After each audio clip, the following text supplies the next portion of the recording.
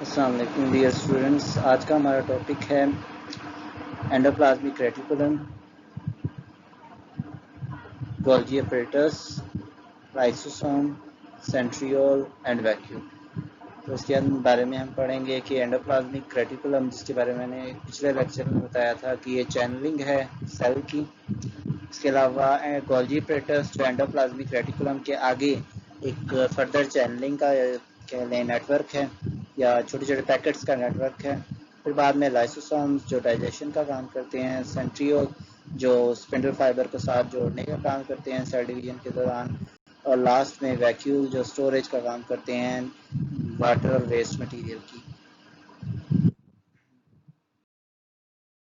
इस स्लाइड के अंदर हम एंडोप्लाज्मिक रेटिकुलम के बारे में बात करेंगे। तो एंडोप्लाज्मिक रेटिकुलम का फंक्शन या डेफिनेशन बेसिकली क्या है तो देख लें। Endoplasmic reticulum is a network, यानी एक चैनल है ऑफ इंटरकनेक्टेड, आपस में जुड़े हुए चैनल्स यानी रास्तों का, दैट एक्सटेंड जो बढ़ते हैं from cell membrane to nuclear envelope, जो सेल मेम्ब्रेन से न्यूक्लियर एनवेलप यानी न्यूक्लियस के जो एनवेलप है उसके दरमियान मौजूद होता है ये चैनल एंडोप्लाज्मिक रेटिकुलम का। ठीक है, इसकी जो पार्ट्स हैं यानी नेटवर्क जो है वो दो फॉर्म में होता है। पहली फॉर्म जो है वो रफ एंडोप्लाज्मिक रेटिकुलम यानी RER कहलाती है। Is so named because of its rough appearance. ये इसका नाम इसलिए है क्योंकि इसकी अपीयरेंस क्या होती है, रफ होती है। क्यों रफ होती है? ड्यू टू न्यूमरस राइबोसोम, क्योंकि इसके ऊपर बहुत ज़्यादा सारे राइबोसोम होते हैं जो हमने पिछले लेक्चर में पढ़ा। ये प्रोटीन फैक्ट्री होते हैं और राइबो न्यूक्लिक एसिड जो राइबोसोमल RNA हैं उसके साथ और प्रोटीन के साथ मिलकर ये बनते हैं इक्वल रेशो में। ये अटैच होते हैं काफ़ी ज़्यादा मिकदार में रफ एंडोप्लाज्मिक रेटिकुलम के साथ। नेक्स्ट इसका फंक्शन क्या है? तो इसका फंक्शन है due to the presence of ribosome, ribosome की प्रेजेंस की वजह से RER का जो फंक्शन है वो है सर्व फंक्शन इन प्रोटीन सिंथेसिस। ये प्रोटीन की तैयारी के अंदर बहुत अहम किरदार अदा करता है RER। नेक्स्ट है सेकंड पार्ट, यानी इस चैनल का जो दूसरी फॉर्म है वह स्मूथ एंडोप्लाज्मिक रेटिकुलम। ऐसी क्या कह लें चीज़ होती है, इसके फंक्शन क्या है? तो फंक्शन के अंदर देखें तो फंक्शन इसका है it is involve in lipid metabolism. Lipid metabolism यानी लिपिड्स की तोड़ फोड़ या लिपिड्स को बनाने के लिए इसका मेन फंक्शन होता है। And in the transport of material, और ट्रांसपोर्ट यानी एक जगह से दूसरी जगह ले जाने के लिए मटेरियल्स को एक सेल के एक हिस्से से दूसरे हिस्से की तरफ, यानी one part of the cell to other. It also detoxify, detoxify कहते हैं ख़त्म करना, किल करना, या जो जहरीले मादे हैं उनको ख़त्म करना।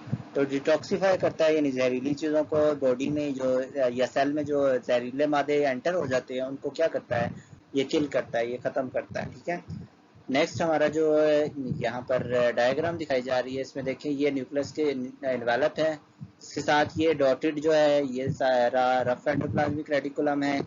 ठीक है, और इसके साथ ये जो डॉटेड नहीं है जो बिल्कुल स्मूथ सा नजर आ रहा है ये कहलाता है स्मूथ एंडोप्लाज्मिक रेटिकुलम। ठीक है, और ये ऊपर डॉट्स जो हैं ये राइबोसोम्स हैं। ठीक है, तो ये आपके पास रफ एंडोप्लाज्मिक रेटिकुलम और स्मूथ एंडोप्लाज्मिक रेटिकुलम की डायग्राम है। नेक्स्ट हमारा गोल्जी अपरेटस है। तो गोल्जी अपरेटस क्या है तो डिस्कवरी और डेफिनेशन के बारे में देख लेते हैं। तो इटालियन फिजिशियन था कमीलियो गोल्जी। कमीलियो गोल्जी ने क्या किया, इसने डिस्कवर किया सेट ऑफ फ्लैटेंड सैक्स, यानी थैलियां देखी, फ्लैटेंड यानी चिपटी पड़ी हुई, चिपटी थैलियां देखी जिसको इसने कहा था सिस्टर्नी का, जो सेल में इसने देखी थी अपनी माइक्रोस्कोप के नीचे, माइक्रोस्कोप के नीचे। और इन दिस सेट, इस सेट के अंदर many cisternae are stacked over each other, यानी ये जो थैलियां हैं एक दूसरे के ऊपर तह बते जुड़ी हुई हैं। ठीक है, और दी complete set of cisternae is called Golgi apparatus.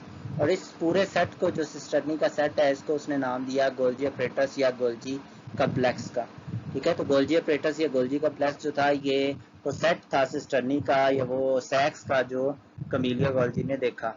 और 1906 के अंदर गोल्जी को अवार्ड भी दिया गया जो नोबेल प्राइज का था फिजियोलॉजी और मेडिसिन के अंदर इसकी खिदमात की वजह से। तो 1906 में गोल्जी को नोबेल प्राइज फिजिशियन और मेडिसिन, फिजियोलॉजी और मेडिसिन में मिला था। तो ये आपका MCQ आता रहता है पेपर के अंदर, शॉर्ट भी है। It is found in both plant and animal cell, ये बात याद रखनी है कि ये प्लांट और एनिमल सेल दोनों में पाया जाता है। लेकिन बैक्टीरिया में ये पाया नहीं जाता। नेक्स्ट इसके फंक्शन देख लें। तो फंक्शन इसके क्या है कि इट मॉडिफाइड मॉलिक्यूल, यानी ये मॉडिफाई यानी उसको बेहतर करता है उसके मॉलिक्यूल्स को, coming from rough endoplasmic reticulum, जो रफ एंडोप्लाज्मिक रेटिकुलम से आ रहे होते हैं, एंड पैक्स देम, इनको क्या करता है, पैक कर देता है, यानी पैकेट्स इनके बना देता है, इनटू स्मॉल मेम्ब्रेन बाउंड सैक्स, यानी मेम्ब्रेन, स्मॉल सी मेम्ब्रेन के जो छोटे छोटे सैक्स हैं, थैलियां हैं, उनमें कन्वर्ट कर देता है, जिनको हम आगे जाके कहते हैं गोल्जी वेजिकल्स। और ये गोल्जी वेजिकल्स जो हैं ये क्या करते हैं, ट्रांसपोर्ट किए जाते हैं वेरियस लोकेशन में सेल्स के अंदर, सेल के अंदर, इस सेल के अंदर डिफरेंट लोकेशन में ये भेजे जाते हैं। और इट्स एक्सटीरियर पार्ट, यानी इसके एक्सटीरियर यानी बाहर की तरफ भी सिक्रीशन की फॉर्म में भी इनको खारिज किया जाता है। जैसे कि आपने यही पढ़ा होगा पिछली क्लास में, जो आपकी 7th 8th है उसमें आपने पढ़ा होगा कि डाइजेस्टिव सिस्टम में आपकी जो स्टमक है उसमें पेप्सिन खारिज होती है, आपकी जो लीवर है या पैंक्रियाज है उनसे बाइल जूस खारिज होता है। तो ये जूसेस हैं, ये जो स्टमक का पेप्सिन वगैरह है, ये कैसे बनती है, ये बिल्कुल कह लें इसी तरह बनती है कि गोल्जी वेजिकल्स के अंदर प्रोटीन्स जो हैं वो मॉडिफाई होती हैं, और वो प्रोटीन्स या वो जो कह लें कंपाउंड्स हैं, मॉलिक्यूल्स हैं, वो सेल से बाहर खारिज किए जाते हैं, और वो फिर आगे अगर पेट के अंदर मौजूद सेल्स हैं तो वो खुराक को डाइजेस्ट करने के लिए काम करते हैं। नेक्स्ट यहाँ पर ये कैमेलिया गोल्जी की कह लें तस्वीर है, जो कैमेलिया गोल्जी जिसने 1906 में नोबेल प्राइज हासिल किया था।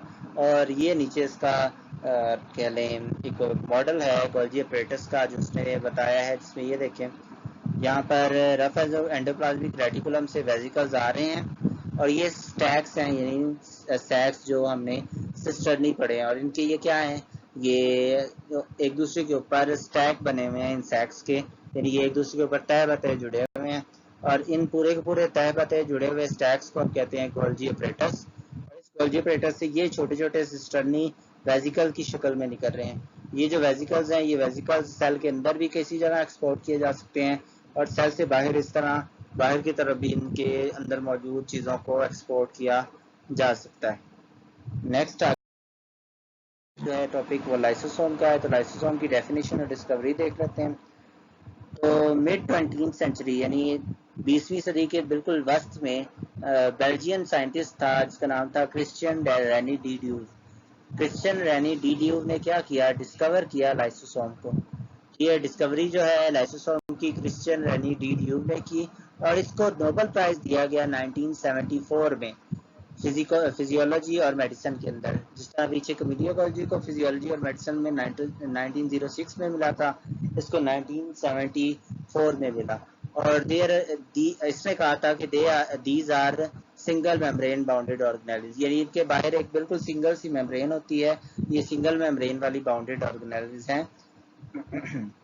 नेक्स्ट इसके फंक्शन, तो इसका मेन फंक्शन है डाइजेशन। देखिए जरा, lysosome contain strong digestive enzymes and work for the breakdown of food, यानी डाइजेशन ऑफ फूड के अंदर ये अहम किरदार अदा करते हैं। और वेस्ट मटेरियल जो सेल के होते हैं उनको भी कह लें ख़त्म करते हैं, ब्रेक करते हैं। इनका एक और फंक्शन भी है जिसको हम ऑटोफेजी भी नेक्स्ट क्लासेस में पढ़ते हैं कि ये क्या करता है, लाइसोसोम फ्यूज हो जाता है वैक्यूल के साथ जो कंटेन करता है the targeted material and its enzyme break down the material.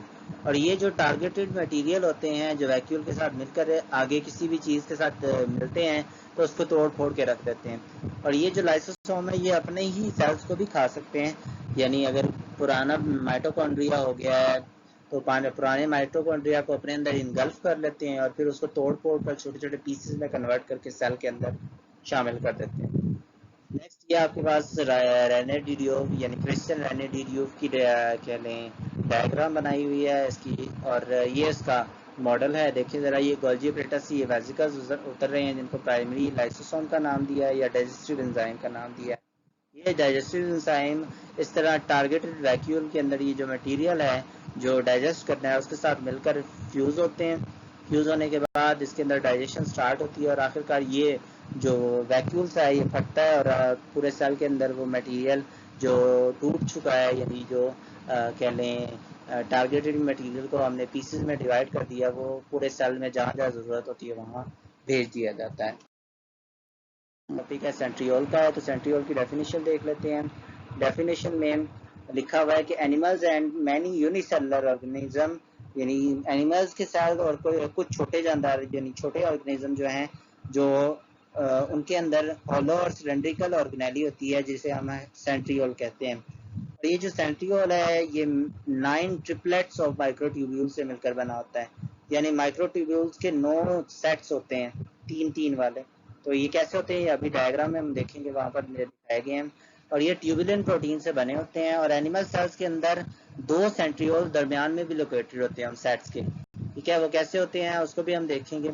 और near the exterior surface of the nucleus, जो न्यूक्लियस के करीब की तरफ होते हैं, यानी एनिमल सेल्स में सेंट्रियोल न्यूक्लियस की सरफेस के करीब, बाहर वाली सरफेस के करीब की तरफ मौजूद होते हैं, और इनको दोनों सेट्स को मिलाकर हम कहते हैं सेंट्रोसोम, ठीक है। तो सेंट्रोसोम 2 नंबर की शॉर्ट क्वेश्चन अगर आए तो आपने बताना है कि एनिमल सेल्स के अंदर 2 सेंट्रियोल न्यूक्लियस के करीब मौजूद होते हैं, एक्सटीरियर सरफेस यानी बाहर वाली सरफेस की तरफ, और इनको हम कहते हैं सेंट्रोसोम मिलाकर कलेक्टिवली।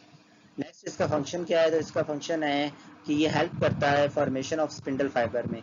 जब सेल डिवीजन होती है, आपने 8 में पढ़ा था, तो स्पिंडल फाइबर जो है वो जिसके साथ जुड़ते हैं उसको हम सेंट्रियोल कहते हैं।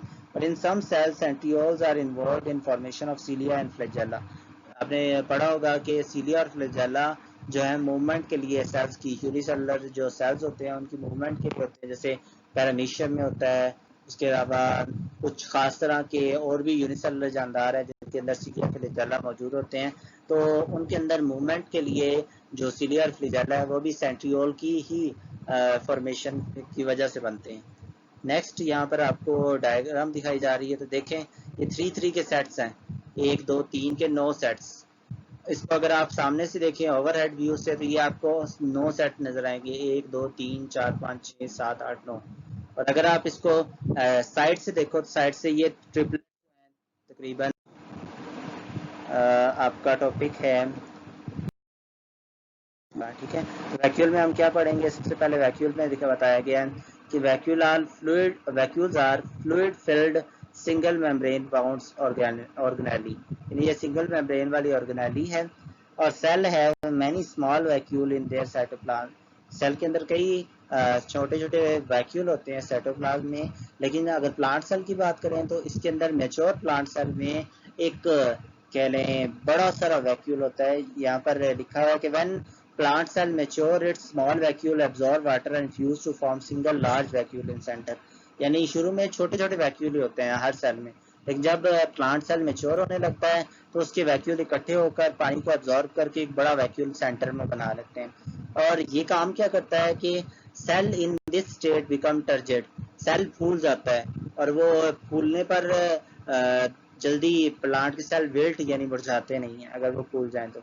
Many cells take in material from outside, कई सेल्स होते हैं जो बाहर से मटेरियल भी लेते हैं in the form of food vacuole की फॉर्म में लेते हैं, and then digest the material with the help of lysosome, और लाइसोसोम की हेल्प के जरिए उस मटेरियल को, जो फूड का वैक्यूल होता है, उसको डाइजेस्ट करते हैं।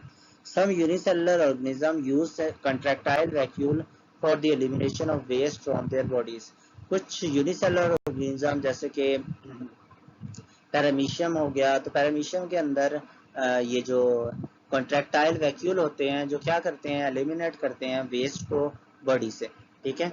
नेक्स्ट यहाँ पर ये आपके पास एनिमल सेल है, तो इसमें ये देखिए ये आपका वैक्यूल नजर आ रहा है छोटा सा। इस तरह के कई और वैक्यूल भी है, जैसे यहाँ पर भी है और भी कई होंगे। इस तरह अगर नीचे प्लांट सेल में देखो तो ये बड़ा सारा वैक्यूल है, ये आपको नजर आ रहा है। तो ये वैक्यूल जो है ये प्लांट सेल में मौजूद होता है। तो ये जो वैक्यूल है ये एनिमल सेल में छोटे छोटे होते हैं, प्लांट सेल में ये एक बड़ा वैक्यूल होता है मैच्योर सेल में। तो ये खुराक को या फिर वेस्ट मटेरियल को स्टोर करता है या वाटर को स्टोर करता है, ठीक है। इसी के साथ ही आपकी जो वीडियो है, लेक्चर है, वो एंड होता है। कोई क्वेश्चन अगर हो तो आप क्वेश्चन ईयर में पूछ सकते हैं, मैं आपको क्वेश्चन ईयर के अंदर उसका आंसर दे दूंगा। और क्वेश्चन ईयर की टाइमिंग 10 से 12 होती है। और साथ ही साथ अपने ये जो टॉपिक्स हैं इनको बुक से जो आपको हमने PDF के अंदर दी हुई हैं, उन बुक्स के ज़रिए नीट कॉपी के ऊपर लिख कर अपने नोट्स बनाते जाएं, ताकि आपको मुश्किल ना हो लास्ट में जब आपकी क्या लें बुक्स वगैरह आपके पास अगर अवेलेबल ना हो, तो आपने नोट्स अपनी कॉपी पे लिखे होंगे जिसको आप बड़े आसानी से पढ़कर अपने पेपर की तैयारी कर सकते हैं। ठीक है, चलें, बहुत बहुत शुक्रिया। नेक्स्ट लेक्चर में मुलाकात होगी। अल्लाह हाफिज़।